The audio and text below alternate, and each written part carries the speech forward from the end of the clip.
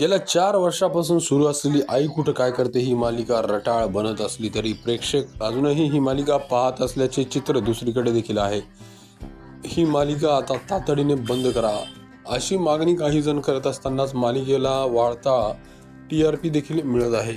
मालिकेमध्ये एकामागून एक लफडी दाखवण्यात येत असल्याचा आरोप देखील अनेक प्रेक्षक करत आहेत. मात्र दुसरीकडे ही मालिका प्रेक्षक पाहताना देखील दिसत आहेत. आता अरुंधती ही मनू हिला शाळेत सोडायला जाताना दिसणार आहे आणि इथेच एका नवीन पात्राची एंट्री आता या मालिकेमध्ये होणार आहे.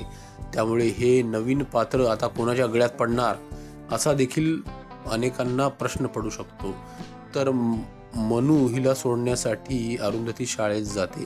तिथे मनू ही फार घाई करायला लागते. मला शाळेत लवकर जायचे आहे.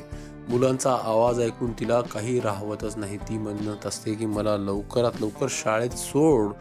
त्यावर अरुंधती म्हणते थांब थोडं, शाळेत आधी तुझी एंट्री करावी लागेल, तिथे त्यांना सांगावे लागेल, त्यानंतरच तुला शाळेत जाता येईल. मात्र मनू काही ऐकायच्या तयारीत नसते. तिला अतिशय उत्साही वाटत असते कारण शाळेत तिला आता जायचे असते. मात्र अरुंधती तिला थांबवते आणि म्हणते थांब बेटा, आपण जाऊया.